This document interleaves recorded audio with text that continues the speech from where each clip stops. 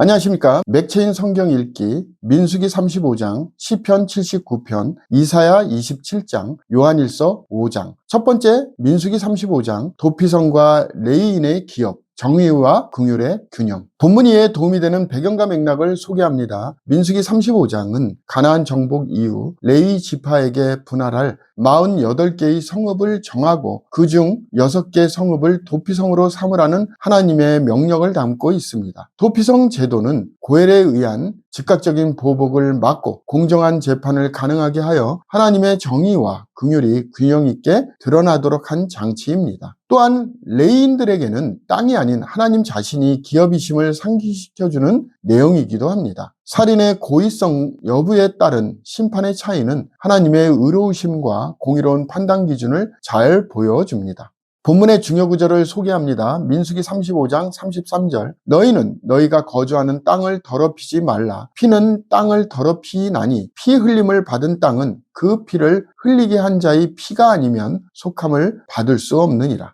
본문을 적용하는 데 도움이 되는 가이드라인입니다. 오늘날 우리는 사회에서 공정과 정의를 중요시 여기지만 하나님께서는 이미 오래전부터 정의와 자비가 조화를 이루어야 함을 가르쳐 주셨습니다. 인간적인 감정에 의한 복수가 아닌 질서 있는 판단과 은혜로운 피난처를 마련하신 하나님의 뜻은 오늘날에도 유효합니다. 우리는 하나님의 기준에 따라 용서와 책임을 동시에 실천해 나가야 합니다. 두 번째, 시편 79편, 황폐한 성과 백성의 부르짖음, 심판과 자비 사이에서 본문 이해에 도움이 되는 배경과 맥락을 소개합니다. 시편 79편은 예루살렘이 바벨론에 의해 파괴된 이후의 상황을 반영하는 포로기 탄식시입니다. 시인은 이방인들이 성소를 더럽히고 백성을 무참히 살해한 끔찍한 현실을 묘사하며 하나님께 죄악을 인정하고 긍휼을 구합니다. 이 시편은 단순한 고통의 호소가 아니라 하나님의 이름과 영광을 위한 회복을 간절히 요청하는 기도입니다. 백성의 회개와 하나님의 공의 그리고 자비의 조화가 강조됩니다.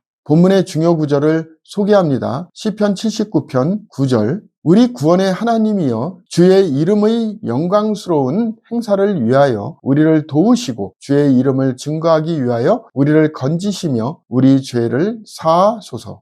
본문을 적용하는 데 도움이 되는 가이드라인입니다. 오늘날 우리는 공동체의 위기나 고통을 만날 때 외부의 원인을 탓하기보다 하나님 앞에 진실하게 회개해야 합니다. 하나님의 자비는 주의 이름을 위한 회복으로 역사하십니다. 우리가 하나님을 인정하고 돌아설 때 그분은 영광을 위해 우리를 다시 세우십니다.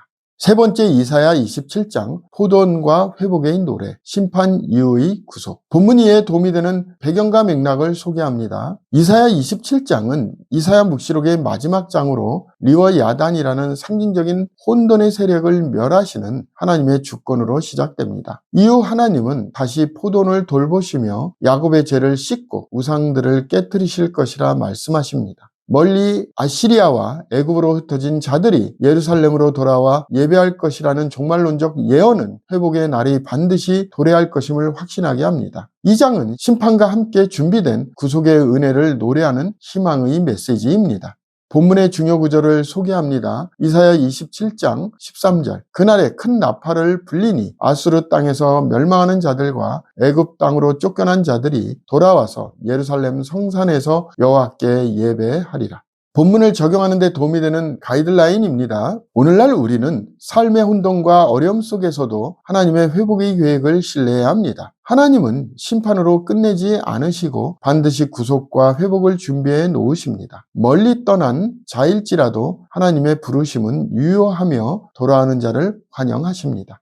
오늘의 마지막 본문 요한일서 5장, 믿음과 승리, 하나님의 아들을 믿는 자의 확신. 본문 이해에 도움이 되는 배경과 맥락을 소개합니다. 요한일서 5장은 예수 그리스도께서 하나님의 아들이심을 믿는 자들이 이미 세상을 이긴 자들이라는 선언으로 시작합니다. 이 믿음은 단순한 신념이 아니라 성령과 진리로 증언되며 물과 피로 오신 예수님의 사역에 기반을 둡니다. 믿음 있는 자는 영생을 소유하고 있으며 없는 자는 생명이 없다는 이분법적 진술은 구원의 분명함을 강조합니다. 마지막 부분에서는 기도 응답에 대한 확신, 죄에 대한 분별, 그리고 우상을 경계하며 믿는 자의 삶을 정리합니다. 본문의 중요 구절을 소개합니다. 요한일서 5장 10절 11절 하나님의 아들을 믿는 자는 자기 안에 증거가 있고 하나님을 믿지 아니하는 자는 하나님을 거짓말하는 자로 만드나니 이는 하나님께서 그 아들에 대하여 증언하신 증거를 믿지 아니하였음이라. 또 증거는 이것이니 하나님이 우리에게 영생을 주신 것과 이 생명이 그의 아들 안에 있는 그것이니라.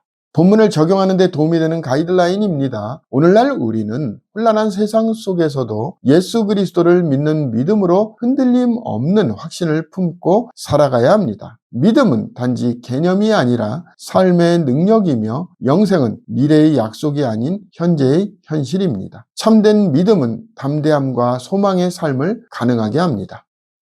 감사합니다.